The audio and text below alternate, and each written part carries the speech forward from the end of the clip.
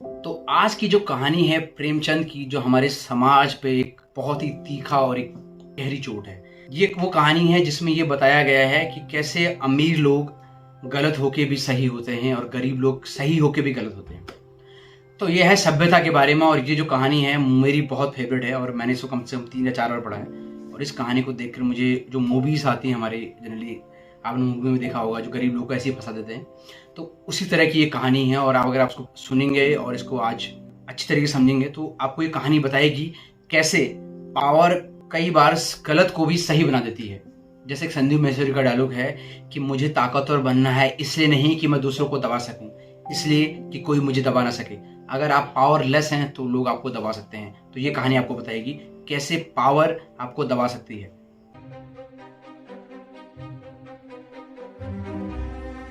यूं तो मेरी समझ में दुनिया की 1000 बात नहीं आती। जैसे लोग प्रातः काल उठते ही बालों पर छुरी क्यों चलाते हैं, क्यों अब पुरुषों में इतनी नजाकत आ गई है कि वो बालों का बोझ उनसे नहीं संभलता। हेयर कट के बारे में बात हो रही है। एक साथ ही सभी पढ़े लिखे लोगों की आंखें इतनी कमजोर क्यों हो गई हैं? इसका मतलब जो पढ़े लिखे लोग हैं वो चश्मा क्यों पहनते हैं? दिमाग की कमजोरी है या इसका कोई और कारण है?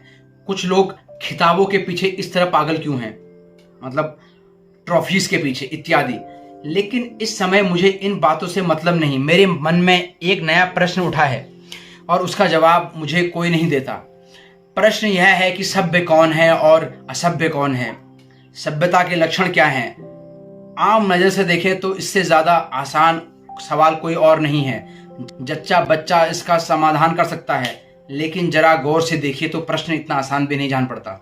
अगर कोट पतलून पहनना, टाई हैट, कलर लगाना, मेज पर बैठकर खाना खाना, दिन में 13 बार कोक या चाय पीना, सिगार पीते हुए चलना सभ्यता है, तो उन गोरों को भी सभ्य कहना पड़ेगा जो सड़क पर बैठकर शाम को कभी कभी टहलते नजर आते हैं, शराब के नशे में धुत होते हैं, पैर लड़खड़ाते हैं, रास्ता चलने वाले को गालियां बकते हैं। उन गोरों को भी सभ्य कह सकते हैं या नहीं? तो यह सिद्ध हुआ कि सभ्यता कोई और ही चीज है जिसका देह से इतना संबंध नहीं है जितना मन से है। मेरे अनगिनत मित्रों में से एक मित्र है रतन किशोर। बहुत ही हमदर्द, बहुत ही उदार, बहुत ही शिक्षित और एक बहुत ही आदर्शवादी आदमी है। बहुत अच्छा वेतन पाने पर भी उनकी आमदनी खर्चे के लिए नहीं होती। 1/4 वेतन तो बंगले की भीड़ चढ़ जाता है, इसलिए वह बहुत चिंतित रहते हैं। रिश्वत नहीं लेते, कम से कम मैं तो यही जानता हूँ। हालांकि कहने वाले कहते हैं लेते भी हैं। वह अपना भत्ता बढ़ाने के लिए दौरे पर रहते हैं, लेकिन इतना जानता हूं कि वह अपना भत्ता बढ़ाने के लिए दौरे पर रहते हैं। यहां तक कि इसके लिए हर साल बजट की किसी दूसरे पद से रुपए निकालने पड़ते हैं। मतलब जो बजट हर साल मिलता है उसमें से पैसे निकालने पड़ते हैं उनके दौरे के लिए। अफसर अगर उनसे पूछते हैं तो इतना दौरे क्यों करते हो, तो साहब जवाब देते हैं कि जिले में काम ही इतना है कि अगर खूब दौरे ना करूं तो रियासत में काम ही नहीं होगा। लेकिन मजा तो यह है कि राय साहब इतने दौरे वास्तव में नहीं करते जितना कि वह रोज मंच में दिखाते हैं। मतलब वो इतने दौरे करते नहीं जितना वो दिखाते हैं, और लोगों को बोलते हैं कि बहुत सारे दौरे करने के लिए बहुत सारा पैसा चाहिए, तो इसलिए मुझे जो है पैसा चाहिए दौरे करने के लिए, और बहुत सारा काम है। रोज मंच लिखते हैं। उनके पड़ाव शहर से 50 मील पर होते हैं। खेमे गड़े रहते हैं। कैंप के अमल वहीं पड़े रहते हैं। कैंप के अमले वहीं पड़े रहते हैं। अमले मतलब उनके जो लोग हैं वहीं पड़े रहते हैं। और राय साहब घर पर मित्रों के साथ गपशप मारते हैं। किसी की मजाल है कि राय साहब की नेकी नीति पर संदेह कर सके। उनका जैसा सभ्य पुरुष होने पे किसी को शंका ना होती। उनके सभ्य पुरुष होने पर किसी को शंका ना होती। एक दिन मैं उनसे मिलने गया। उस समय वह अपने घसियारे दमड़ी को डांट रहे थे। दमड़ी उनका नौकर। दमड़ी रात दिन का नौकर था, लेकिन घर रोटी खाने जाया करता था। उसका घर थोड़ी दूर पर था। कल रात को किसी कारण से यह आ ना सका, इसलिए डांट पड़ रही थी। किसी कारण से वो कल रात आ ना सका, इसलिए डांट पड़ रही थी। राय साहब, जब तुम्हें रात दिन यहां के लिए रखा है तो तुम घर क्यों जाते हो? कल के पैसे कट जाएंगे। दमड़ी, हुजूर साहब, हुजूर एक मेहमान आ गया था, इसी कारण से आ ना सका। राय साहब, तो कल के पैसे उसी मेहमान से लो। दमड़ी, सरकार अब ऐसी खता ना होगी। दमड़ी, बक बक मत करो। दमड़ी, हुजूर। राय साहब, 2 रुपए जुर्माना। दमड़ी रोता चला गया। रोजे बख्शने आया था, नमाज गले पड़ गई। मतलब अपनी सफाई देने आया था और भी उसके पैसे काट दिए। तो रोजे बख्शने आया था, नमाज गले पड़ गई, 2 रुपए जुर्माना ठुक गया। एक रात को गैर हाजिर होने की सजा थी। बेचारा दिन भर काम करता, रात को यहाँ सोया ना था। इसका दंड, और घर बैठे भत्ता उड़ाने वाले को कोई नहीं पूछता, कोई दंड नहीं देता। दंड मिला और ऐसा मिला कि जिंदगी भर याद रहेगा, पर पकड़ना तो मुश्किल है। दंडी भी अगर होशियार होता तो रात रह आकर कोठरी में सो जाता, फिर किसी को खबर ना होती कि रात को कहाँ गया था। गरीब बेचारा इतना चंट ना था। दमड़ी के पास कुल 1 बीघा जमीन थी, पर इतने ही प्राणियों का खर्चा भी था। 2 लड़की थी, 2 लड़के थे और स्त्री थी। सब खेती में लगे रहते थे, फिर भी पूरा ना होता। पेट के लिए रोटियां मयसर न थी। कहाँ तो तय था चिरागा हर एक घर के लिए, कहाँ चिराग मयसर नहीं शहर के लिए। इतनी जमीन क्या सोना उगलती। अगर सबके सब घर से निकलकर मजदूरी करने लगते तो आराम से रह सकते थे। लेकिन मरूसी मतलब ये दुख की बात है, किसान मजदूर कहलाने का अपमान नहीं सह सकता। इस बदनामी से बचने के लिए 2 बैल बांध रखे हैं। इस वेतन का बड़ा भाग बैलों के दाना चने में ही उड़ जाता। ये सारी तकलीफें मंजूर थी, पर खेती छोड़कर मजदूर बन जाना मंजूर ना था। किसान की जो प्रतिष्ठा है वह कहीं मजदूर की हो सकती है, चाहे वो रुपए रोज ही क्यों ना कमाए। किसानों के साथ मजदूरी करना इतना अपमान की बात नहीं है। द्वार पर बंधे हुए बैल उसकी मान रक्षा क्या करते थे। बैलों को बेचकर कहाँ मुंह दिखाने की जगह रह सकती थी। एक दिन राय साहब उसे सर्दी से कांपते देखकर बोले, कपड़े क्यों नहीं बनवाता, कांप क्यों रहा है? दमड़ी सरकार, पेट की रोटी तो पूरा नहीं पड़ती, कपड़े कहां से बनवाऊं? राय साहब, बैलों को बेच क्यों नहीं डालता? सैकड़ों बार समझाया, लेकिन ना जाने क्यों इतनी मोटी सी बुद्धि तेरी समझ में नहीं आती। दमड़ी सरकार, बिरादरी में कहीं मुंह दिखाने लायक ना रहूंगा। लड़की की सगाई ना हो पाएगी, टाटे बाहर कर दिया जाऊंगा। टाटे मतलब बाहर, समाज से बाहर निकाल दिया जाऊंगा। राय साहब, इन हिमाकतों से तुम लोगों की यह दुर्गति हुई है। ऐसे आदमियों पर दया करना पाप है। फिर मेरी तरफ देखकर, क्यों मुंशी जी, इस पागलपन का कोई इलाज है? जाड़े मर रहा है, पर दरवाजे पर बैल जरूर बांधेगा। मैंने कहा, जनाब, यह तो अपनी अपनी समझ है। राय साहब, ऐसी समझ को दूर से सलाम कीजिए। मेरे वहाँ कई पुश्तों से जन्माष्टमी का उत्सव मनाया जाता था। कई हजार रुपए पानी हो जाते थे, गाना होता था, दावतें होती थी, रिश्तेदारों को न्योता दिए जाते थे, गरीबों को कपड़े दिए जाते थे, गरीबों को कपड़े बांटे जाते। वालिद साहब के बाद पहले ही साल मैंने उत्सव बंद कर दिया। फायदा क्या? मुफ्त में 4-5 हजार रुपए की चपात खानी पड़ती थी। सारे कस्बे में बवाल मचा, आवाजें कसी गई। किसी ने नास्तिक कहा, किसी ने ईसाई बोला, लेकिन इन बातों की क्या परवाह। आखिर थोड़े ही दिनों में सारा कोलाहल शांत हो गया। आज बड़ी दिल लगी थी। कस्बे में किसी की शादी हो, लकड़ी मुझसे ले, पुश्ते से यह रस्म चली आती थी। वालिद तो दूसरों से दरख्ता मोल लेकर इस रस्म को निभाते थे। दरख्ता मतलब उधार लेकर आते थे लकड़ियां, लोगों से मोल मांग के लाते थे। मैंने फौरन लकड़ी देना बंद कर दिया। इस पर लोग बहुत रोए धोए, लेकिन दूसरों का रोना धोना सुनूं या अपना फायदा देखूं? लकड़ी से कम 500 रुपए सालाने की बचत हो गई। अब भूलकर भी इन चीजों के लिए कोई दिक्कत नहीं आती। अब मैं जो है सुखी हूं। मेरे दिल में फिर सवाल पैदा हुआ, दोनों में कौन सभ्य है? कुल प्रतिष्ठा पर प्राण देने वाला मूर्ख दमड़ी, या धन पर कुल मर्यादा की बलि देने वाला राय रतन किशोर? आपकी नजर में कौन है? साहब के इल्जसा मतलब होता है, उनका जो वकालत थी, वहां पर एक बड़ा मुकदमा आया। शहर का एक रईस खून के मामले में फंस गया। उसकी जमानत के लिए राय साहब की खुशामद होने लगी। इज्जत की बात थी।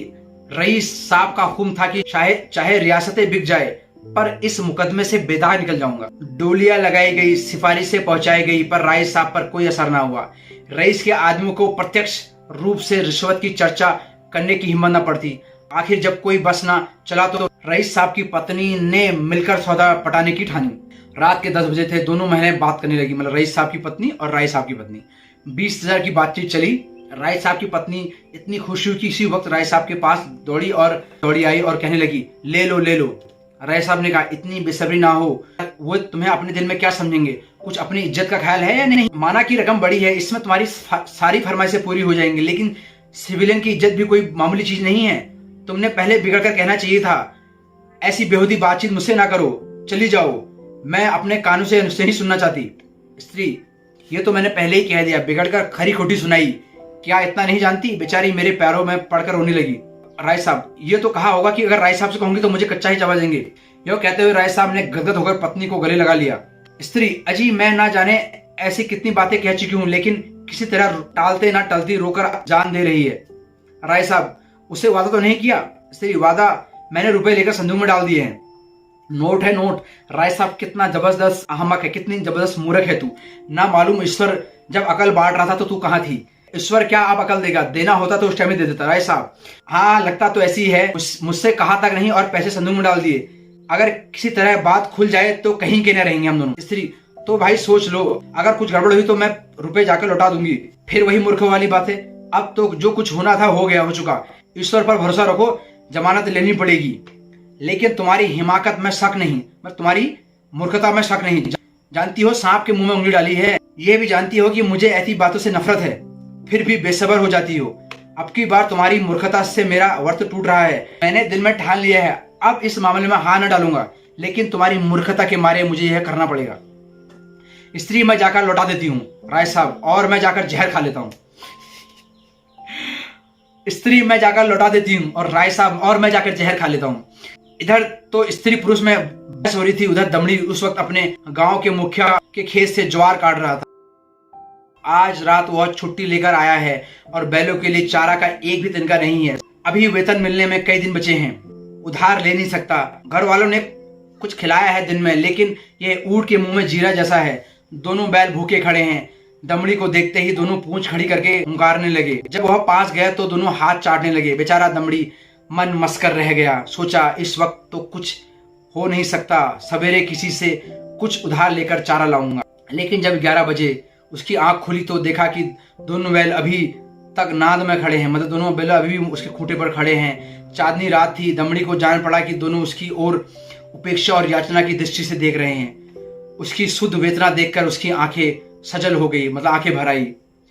किसान को अपने बैल अपने लड़कों की तरह प्यारे होते हैं। वह पशु नहीं है, अपने मित्र सहायक समझता है।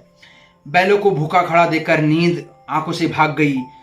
कुछ सोचता हुआ उठा, हंसिया निकाली और दराती निकाली और चाराई की फिक्र में चला। गांव के बाहर बाजरे और ज्वार के खेत खड़े थे। दमड़ी के हाथ कांपने लगे, लेकिन बैलों की याद ने उसे उत्तेजित कर दिया। चाहता तो कई बोझा काट लेता, लेकिन वह चोरी करते हुए भी चोर न था।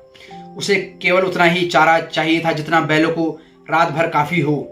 उसे विश्वास था थोड़ा चारा के लिए कोई उसे क्यों पकड़ेगा, कोई बेचने के लिए थोड़ी काट रहा हूं। फिर ऐसा कौन निर्दयी होगा जो मुझे पकड़ लेगा, और अगर पकड़ भी लेगा तो दाम दे दूंगा। बहुत सोचा, चारे का थोड़ा होना उसी चोरी के अपराध से बचाने के लिए काफी था। चोर उतना काटता जितना उसे उठा सकता, लेकिन इसने उतना काटा है जितना बैलों को चाहिए था, और उसको किसी के नुकसान और फायदे से क्या मतलब। गांव के लोग दमड़ी को चारा ले जाते देखकर बिगड़ते जरूर, पर कोई चोरी के इल्जाम में न फंसाता। के हल्क से थाने का सिपाही उधर से जा निकला। पड़ोस के एक बनिए के जुए होने की खबर पाकर कुछ ऐंठने की ठो में आया था, मतलब कुछ लेने के लिए आया था। दमड़ी को चारा सिर पर उठाते देख संदेह हुआ। इतनी रात कौन चारा काटता है? हो ना हो कोई चोर ही होगा। खड़े रहे, डांट कर बोला, कौन चारा ले जाता है? खड़ा रहे। दमड़ी ने चौंक कर पीछे देखा तो पुलिस का सिपाही। हाथ पांव फूल गए। कांपते हुए बोला, हुजूर थोड़ा सा काटा है, देख लीजिए। सिपाही, थोड़ा काटा है या बहुत? चोरी तो चोरी है, खेत किसका है? दमड़ी, बलदेव मेहता का। सिपाही ने समझा शिकार फंसा, इससे कुछ ऐठूंगा। गांव में पकड़कर लाया, लेकिन कुछ हत्थे ना चढ़ा। फिर थाने में लेकर चला गया और थानेदार साहब ने चालान कर दिया। मुकदमा उसी वक्त जहां मुकदमा राय साहब का मुकदमा चल रहा था वहां पर उसको ले जाया गया। राय साहब ने दमड़ी को फंसा हुआ देखा तो हमदर्दी के बदले कठोरता से काम लिया। बोले, यह मेरी बदनामी की बात है, तेरा क्या बिगड़ा? साल 6 महीने की सजा होगी, शर्मिंदा तो मुझे होना पड़ रहा है। राय साहब ने दमड़ी को फंसा देखा तो हमदर्दी के बदले कठोरता से काम लिया। बोला, यह मेरी बदनामी है। अब यही बात बाकी रह गई थी। साल 6 महीने की सजा हो जाएगी, शर्मिंदा तो मुझे होना पड़ रहा है। लोग तो यही कहते होंगे कि राय साहब के आदमी बदमाश और चोर हैं। तू मेरा नौकर ना होता तो मैं तुझे हल्की सी सजा देता, लेकिन तू मेरा नौकर है, इसलिए कड़ी से कड़ी सजा दूंगा। अब मैं यह नहीं सुन सकता कि राय साहब ने अपने नौकर के साथ रियायत की है। यह कहकर राय साहब ने दमड़ी को 6 महीने की कैद का हुक्म सुना दिया। उसी दिन उन्हें खून के मुकदमे में जमानत ले ली। मैंने दोनों बातें सुनी और मेरे दिल में ख्याल आया और पक्का हो गया था कि सभ्यता केवल हुनर के साथ ऐप करने का नाम है। आप बुरे से बुरा काम करें, लेकिन अगर आप उस पर पर्दा डाल सकते हैं तो आप सभ्य हैं, सज्जन हैं, जेंटलमैन हैं। अगर आप यह काम नहीं कर सकते तो आप असभ्य हैं, गवार हैं, बदमाश हैं। यही सभ्यता का रहस्य है।